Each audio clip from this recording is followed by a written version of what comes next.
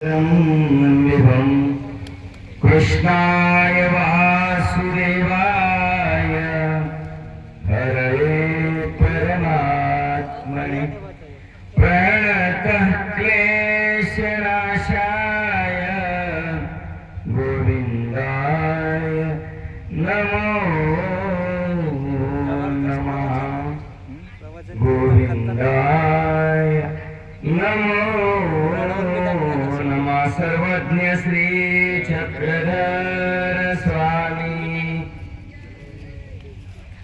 तुमचा आवाजच नाही हो, झोपले काय तुम्ही? अर्धवट जोरात श्री दत्तात्रय महाराज की। ठीक आहे,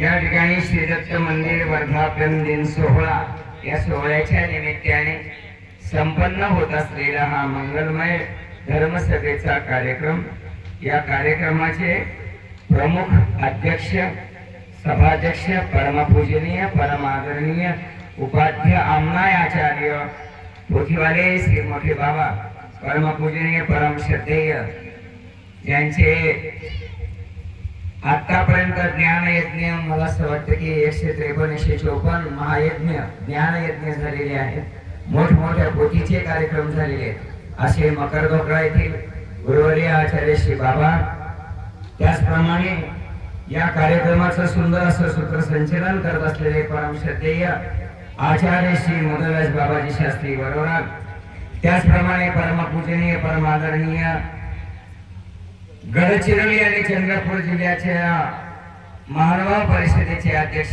परम श्रद्धेय माझे स्नेही आदरणीय आचार्य श्री दिवाकर बाबाजी, त्याचप्रमाणे परमपूजनीय परमादरणीय परम श्रद्धेय आचार्य श्री विनोदराज शास्त्रीजी दर्यापूरकर करणवाडी, त्याचप्रमाणे या कार्यक्रमासाठी प्रामुख्याने उपस्थित असलेली सर्व वणी वरोरा करणवाडी महालगाव गोंडगाव परिसरातील संत महंत भिक्षुक मंडळी, त्याचप्रमाणे मकरधोकडा वणी वरोरा लोणारा नागपूर करणवाडी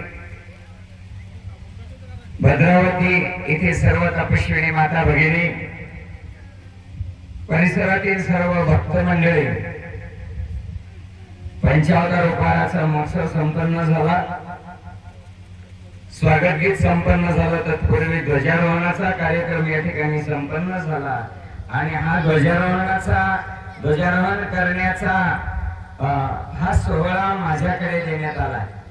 माझ्या हाताने त्या ठिकाणी हा शुभ्र चक्रांकित ध्वज वातावरणामध्ये फडकविण्यात आला। हा 23वा वर्धापन दिन आहे आणि खऱ्या अर्थाने या कार्यक्रमाचा पाहुणा अतिथी मी आहे, ज्याची येण्याची तिथीच नक्की नाही किंवा जो येणार आहे हेच कुणाला माहित नाही, त्यातला मी एक आहे। आणि असं मी अतिथी 9:35 पर्यंत मला कुठे जायचं हेच मला माहित नव्हतं। गाडीत बसल्यानंतर बाबांनी सांगितलं शिंदोलेच्या बाबांचा फोन आलेला आहे आणि तुला घेऊन यायला सांगितलंय, आणि म्हणून लसणपूरकडे जाता जाता बाबांनी इकडे वळवलं आणि आपल्या सर्वांचं दर्शन झालं, मंदिराचं दर्शन झालं। तसं आदरणीय परम श्रद्धेय संतोष शास्त्रीजी दर्यापूरकर उपाख्य महंतशी परशराज बाबा यांचं बऱ्याच दिवसापासून भेट झाली आणि त्यावेळेस त्यांनी ज्या वेळेस त्यांनी मला सांगितलं त्यावेळेस आमच्या मंदिराला भेट द्यायला या, आणि मी नुसता होत होत म्हणत राहिलो आणि आज तो योग आला आणि हा योगही असा सुंदर आला की 23वा वर्धापन दिन। 23 या अंकाची बेरीज केली तर किती होते? 5 होते, है की नाही? 5 म्हणजे पंचावतार, पंचावतार जिथे आहे, पंचावताराचा उकार जिथे आहे आणि आमच्या श्रद्धेचं जे स्थान आहे ते पंचावतार आहेत, आणि अशा पंचावताराच्या चरणस्पर्शाने पवित्र झालेले विशेष ज्या मंदिरात आहेत त्या मंदिराचा हा 23वा वर्धापन दिन या ठिकाणी संपन्न होत असताना मलाही त्या ठिकाणी सहभागी होता आलं, हा खूप मोठा आनंद आहे। मी विचार करू लागलो की हा ध्वजारोहण जेव्हा माझ्या हाताने फडकवण्यात गेला तेव्हा हा ध्वज, या ध्वजाकडे मी बघत राहिलो. या ध्वजाला का बरं मंदिरासमोर किंवा मंदिराच्या कळसावर, स्लॅबवर, छतावर का बरं लावलं जात असावं, असा विचार मी करू लागलो. की हा जो ध्वज आहे ना, हा ध्वज माणसाला प्रेरणा देणारा आहे, उन्नतीकडे घेऊन जाणारा आहे, हिम्मत देणारा आहे. जेव्हा तुम्ही पदयात्रेत चालता ना, तेव्हा पदयात्रेमध्ये चालत असताना तो पहा, तो झेंडा दिसतोय ना, तिथं आपल्याला जायचं आहे. माणसं भर चालत राहतात, बस त्या झेंड्याला सापडवण्याचा प्रयत्न करत असतो. तसा ध्वज आम्हाला प्रेरणा देतोय की बस तुम्हाला इच्छित ध्येयापर्यंत पोहोचायचं असेल तर तुम्हाला धडपड करत राहावं लागेल, फडकत राहावं लागेल. आणि तेही फडकणं कसं असलं पाहिजे, हवा जिकडे फडकते आहे त्या बाजूला फडकत आपलं ध्येय साधून घेता आलं पाहिजे. आणि म्हणून जीवनामध्ये अनेक प्रकारचे वारे सुटत असतात आणि या वाऱ्यामध्ये फडकत असताना तुम्हाला योग्य दिशेनं, योग्य पावलानं जायचं आहे, हे महत्वाचं आहे. तुम्ही पाण्यातली मासोळी कधी बघितली का? ती मासोळी पोहत असते, पण ती पोहत असते जिकडे पाणी वाहत तिकडे नाही पोहती, ती पाण्याच्या विरुद्ध दिशेला चालण्याचा प्रयत्न करत असते. भक्तही तसेच असतात, भक्तही तसाच असतो. तो भक्त सतत प्रयत्न करत असतो पुढच्या पायरीवर जाण्याचा. नामधारक झालेला भक्त पुढच्या पायरीवर जाण्यासाठी प्रयत्न केला पाहिजे. आणि हा जो ध्वज आहे, हा ध्वज पांढरा शुभ्र आहे. अनेक धर्म पंथ संप्रदायाचे ध्वज असतात, पण महानुभाव पंथाचा ध्वज हा पांढरा आहे. याचं कारण एकच आहे, भगवान परमात्म्याचा रंग शुभ्र आहे, पांढरा आहे, आणि जीवाचाही रंग पांढरा आहे. दोन सारख्या विचारांची माणसं एकत्र आली की तो रंग आणखी गडद होतो, चांगला होतो. काळ्यामध्ये पांढरा जर मिक्स केलं ना तर काळाही काळा राहत नाही, पांढराही पांढरा राहत नाही. पिवळ्यामध्ये पांढरा मिक्स केला तर पिवळाही पिवळा राहत नाही, पांढराही पांढरा राहत नाही.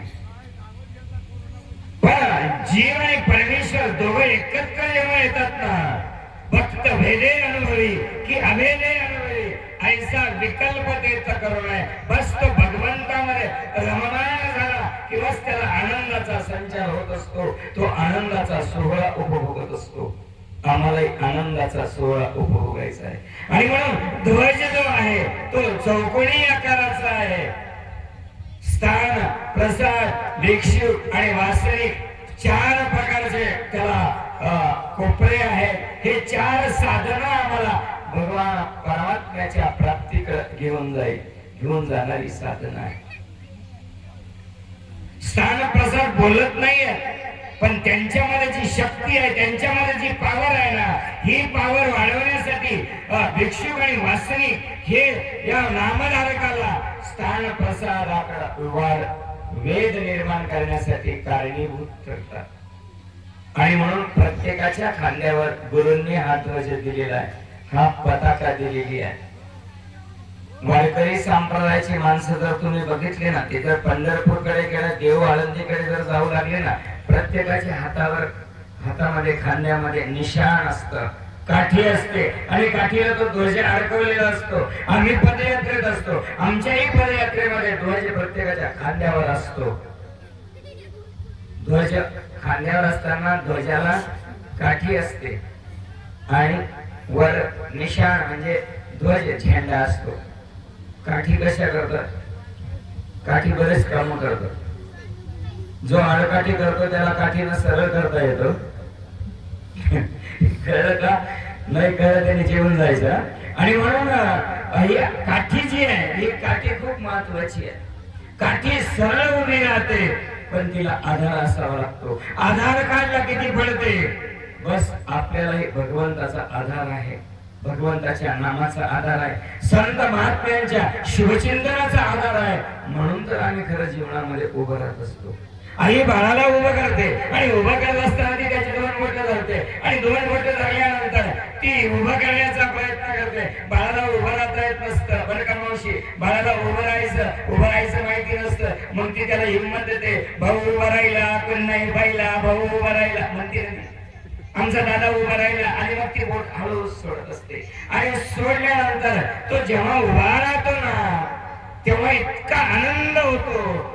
ती आई सगळ्यांना सांगत सुटते, पिंड्या बघ ना, चिंट्या बघ ना, पप्प्या बघ ना, भैया बघ ना, बाबा बघा ना, आजोबा बघा ना, आजी बघा, भैया उभा राहिला. भैया उभा राहण्यासाठी ती प्रयत्न करते.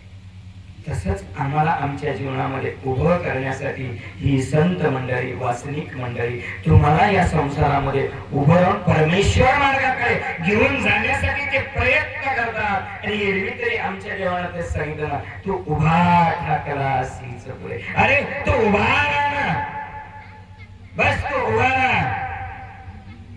आम्हाला उभं राहायची जागा कळाली पाहिजे.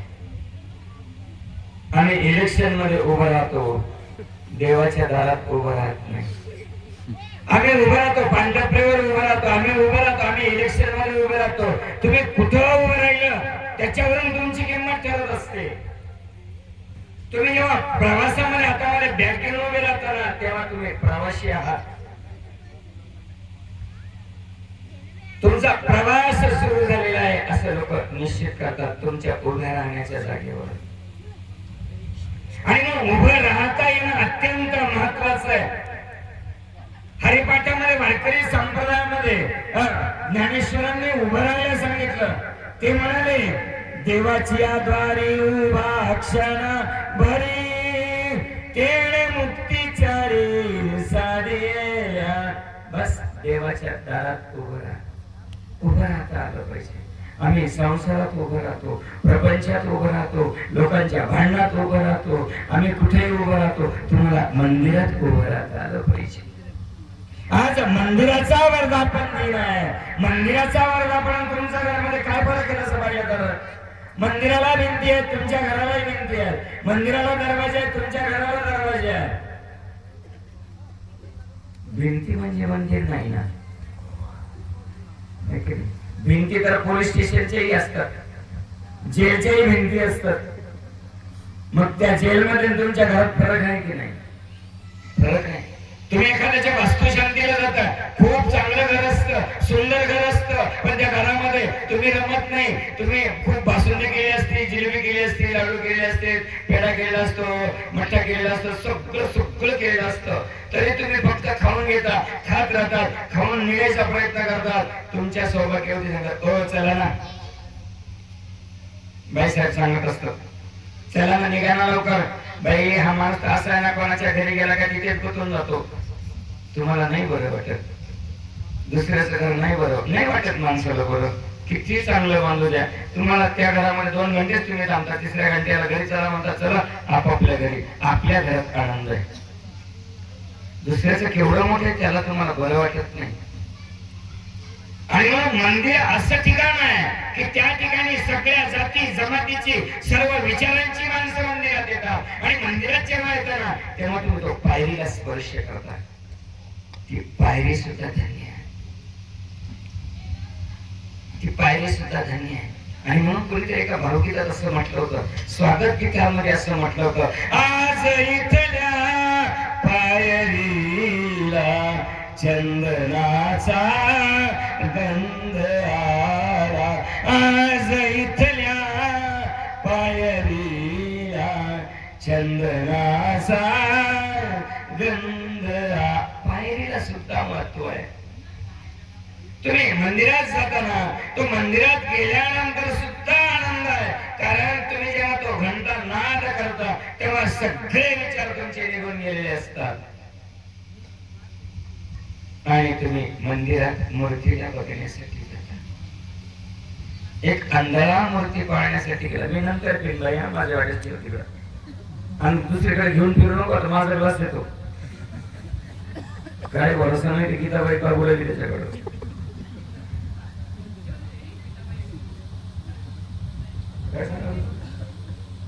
क्या बोल रहा था मैं? कहा गए तो कहीं भी नहीं, काय रहा तो कुछ भी नहीं. मंदिरामध्ये जात असताना एक अंधारा मंदिरामध्ये जात होता. माणसांची गर्दी खूप होती आणि गर्दी खूप असताना एका मुलाने त्याला दिवसला, का रे आंधळ्या कुठे चाललास? तो मला देवाच्या दर्शनाला. लक्ष आहे ना तुमचं? जीव लावून ऐका. आम्ही बोलतच नसतो जास्त, आम्ही पैसे घेतल्याशिवाय बोलत नसतो. आज फुकट बोलायलो. हा, आमचं कामच तसं आहे. कीर्तनकार भागवतकारांचं फुकट येत नाही. आणि आजकाल लोकांना फुकटात भेटतं त्याची किंमत नसते. अरे आज अतिथी आहे. ते आंधळच आहे ना, ते आंधळ्याला ते दिवसला देणे अतिथीच आहे ना. हा, अतिथी. माझं काय पत्रिकेत नाव नाही, मला लागत नाही. माहीत झालं जेवण आहे म्हटलं तर आपलं. हा, आणि मग मी जाईल तिकडे सुद्धा, काही काळजी करू नका. आणि मग भगवान परमात्म्याच्या मंदिरामध्ये आंधळा चाललाय. दिवसला का पोरांना त्याला, ए आंधळ्या कुठे चाललास? ते आंधळ्याचं बोलणं ऐकून जर तुम्हाला बरं वाटलं तर टाळी वाजवायची. हा, आंधळ्याला त्या डोळ्याच माणसाने त्या पोराला विचारलं, हे आंधळ्या चाललास कुठं? तो म्हणला देवाच्या दर्शनाला. तो हसायला लागला. तो म्हणला का हसलास? आंधळा म्हणाला का हसलास? अरे आम्ही मंदिरात दर्शनाला जातो, आम्हाला देव दिसतो म्हणून आम्ही मंदिरात जातो ना, देव पाहण्यासाठी आम्ही जातो ना. आणि तुला तर डोळाच नाही आणि तू कसा देवाला पाहणार? आंधळा म्हणाला, अरे मी देवाला पाहू शकत नाही म्हणून काय झालं? देव मला पाहिजे ना. भगवंत परमात्मा असंच तुम्हाला पाहतोय, वाट पाहतोय. केव्हा तरी उभा राहतो तो. युगानुयुगे तुमच्यासाठी आणि आमच्या उद्धारासाठी तो उभा राहतोय. वाट बघतोय केव्हा येईल. आमचा दयाळू परमात्मा सर्वज्ञ श्री चक्रधर प्रभू बस असाच एकदा निघाला होता दर्शनासाठी, फिरण्यासाठी निघालेला आहे, जीवांच्या उद्धारासाठी. का एवढा आनंदमय असलेला भगवान परमात्मा तो स्वतः निघाला, स्वतःचा आनंद बाजूला ठेवला आणि जीवांना आनंद देण्यासाठी तो निघाला. अनवाणी पायात चप्पल नाही, डोक्यावर वस्त्र नाही, कमरेला एक सुरा, शिंगुटी एक सुरा, करतल भोजन तरुतल वास, असा सर्वज्ञांचा तो प्रवास आहे. आणि असा प्रवास चालू असताना भगवान श्री चक्रधर स्वामी सांगतात की आम्ही असं फिरत होतो आणि फिरत असताना आम्हाला अनेक माणसं भेटली. खूप माणसं भेटतात लीळाचरित्रामध्ये. लीळाचरित्र ज्ञानाचा सागर आहे, विचारांचा सागर आहे, विचारांचा संस्कृतीचा सागर आहे. आम्हाला आमच्या मराठी भाषेला वृद्धिंगित करणारा तो सागर आहे. अनेक रत्न त्यात दडलेली आहेत. किती रत्न सांगणार मी तुम्हाला थोड्याशा वेळेमध्ये, 15 मिनिटं. आणि मग असा हा विचारांचा सागर असलेला, हा अविनाशी असलेला परमात्मा, सच्चिदानंद स्वरूप असलेला भगवान परमात्मा सावेव साकार झाला. तुमच्या आणि आमच्या सारखा तो रानावनात हिंडत हिंडत हिंडत चालू लागला. किती सुंदर नियोजन आहे स्वामींचं. आपलं नियोजन खूप चांगलं असतं. आम्हाला 11 वाजता जर सांगितलं आपल्याला जायचंय शिंदोल्याला, तर आम्ही 10:30 वाजेपासून तयारी करायला सुरुवात करतो. तुम्ही म्हणजे साधू मंडळी नाही, भक्त मंडळींसाठी बोलतो.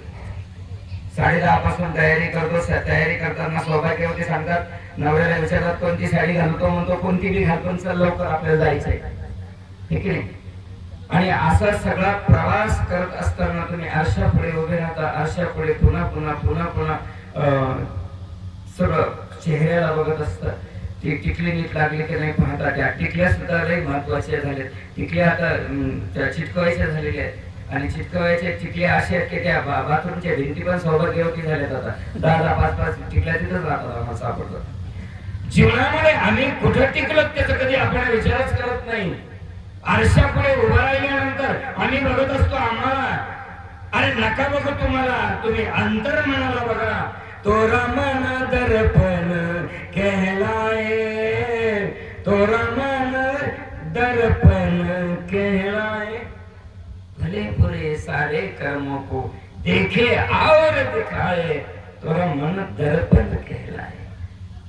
आपण मनाच्या अंतर मनाला बघितलं पाहिजे. आम्ही मंदिरात जात असताना तो सगळा कचरा घेऊन जातो. आमच्या देवानं फिरायला सुरुवात केली आणि हातामध्ये झाडू घेतला. जिथं वेळ भेटली, तिथे जागा भेटली, तिथे निरूपण करायला सुरुवात केली. आणि ह्या निरूपणासाठी स्मशानाची जागा सुद्धा देवाला अपुरी पडते. नदीवरचा घाट अपुरा पडतो, स्मशानातला घाट अपुरा पडतो, नदीचा गावाचा किनारा, मंदिरातला दिवा, दिव्यातलं तेल कमी पडतं. निरूपण अखंड चालू आहे. कशासाठी? माणसाच्या अंतःकरणात भरलेला कचरा काढण्यासाठी. आमच्या देवानं आधी केलं आणि मग सांगितलं.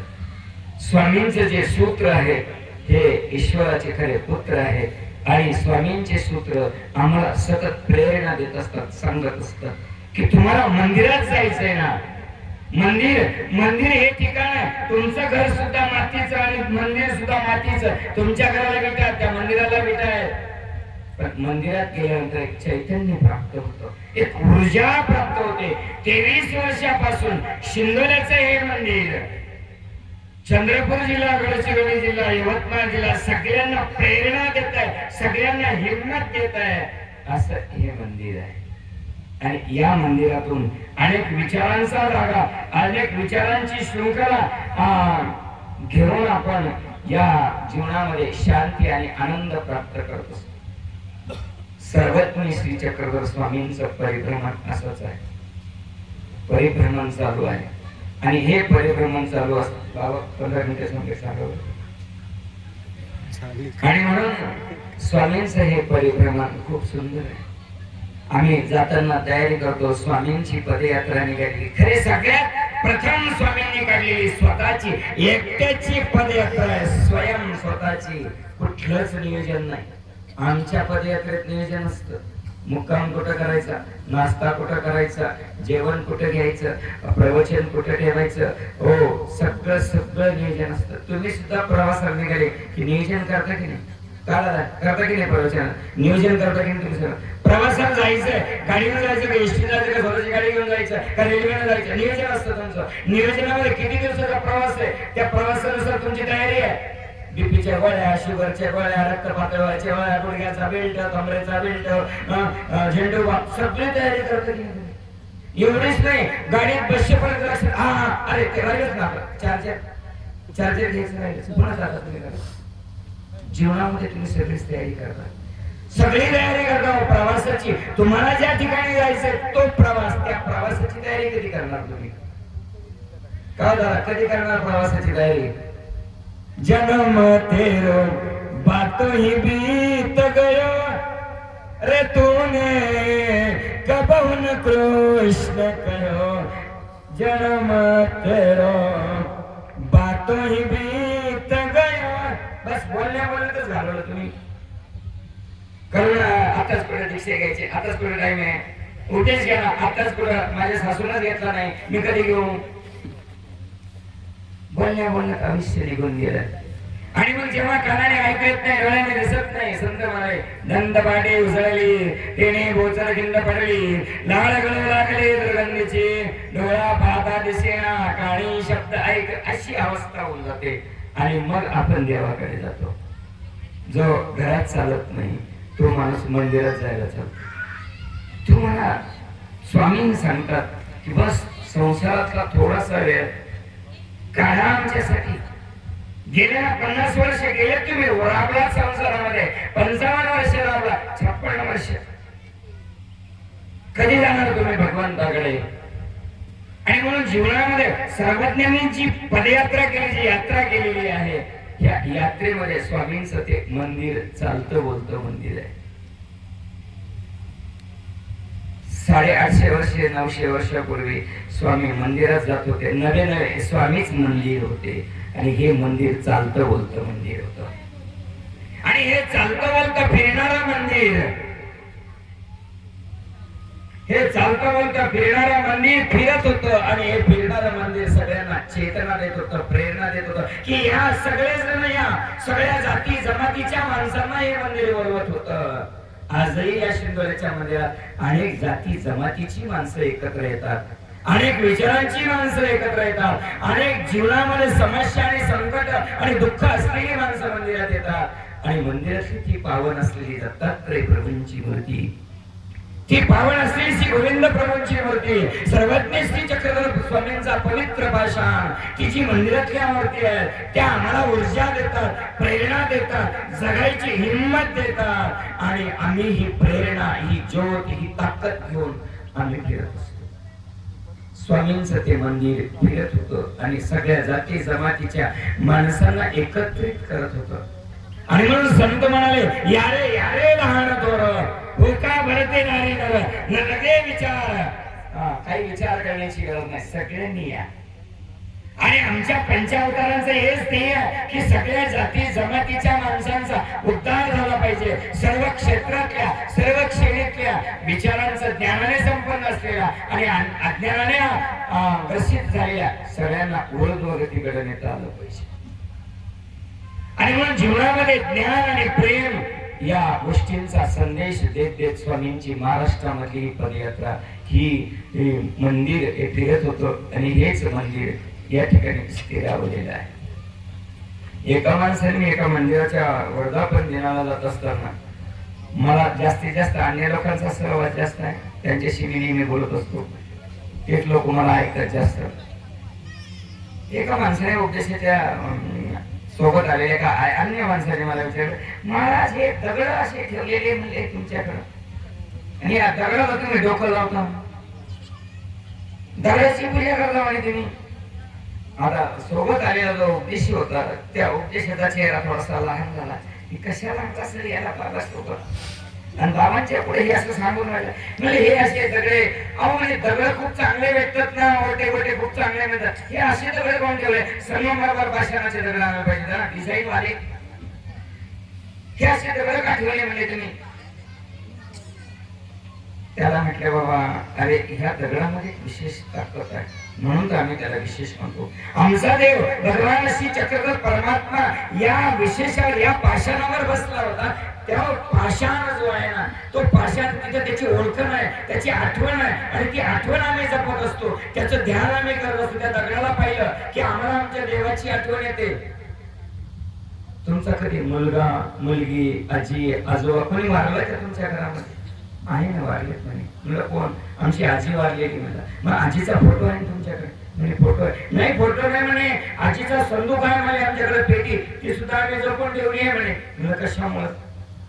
आजीची आठवण आहे की आम्ही त्या पेटीकडे पाहतो, आम्हाला खूप बरं वाटतं. आजीचा फोटो पाहिला की आम्हाला आनंद. बस, आमचा देव आमचा आत्मा आहे, आमचा देव आमची आजी आहे, तो आजोबा आहे, तो परमात्मा आहे, तो आमच्या जीवनाचं सगळं काही आहे. त्या देवाकडे पाहिलं की आम्हाला आनंद प्राप्त होतो, म्हणून त्या गोट्याची आम्ही पूजा करतो. थोडस बरं वाटलं त्याला, अजून काही बरं वाटलं नाही. त्याला म्हणलं आणखी सांगू का तुला, तुमच्याकडे टेप रेकॉर्डर आहे? म्हणे आहे टेप रेकॉर्डर. पूर्वी असायचे बघा, अशी कॅसेट टाकावं लागायची, वरून बटन दाबले की ती कॅसेट गोल गोल गोल गोल फिरायची आणि मग त्या अशी कॅसेट दुसऱ्या याच्यामध्ये गोंडाळल्या जायची. त्याच्यावर असं एक हेड असायचं बघा, त्याला हेड म्हणतात. ते हेड त्या पट्टीला घासलं, पट्टी जशी जशी घासलं राहील ते हेड ज्याच्यामध्ये टेकलं, त्या पट्टीवर टेकलं तर त्याच्यातून गाणं येतं, गाणं ऐकायला येतं. येतं की नाही? असं गाणं ऐकायचं. पूर्वी होते टेप रेकॉर्डर, आता नाही. तसं ते टेप रेकॉर्डरचं ते हेड आहे ना, हेड जर चांगलं असलं तर चांगलं गाणं ऐकू येतं, आणि हेड जर खराब असलं तर चांगलं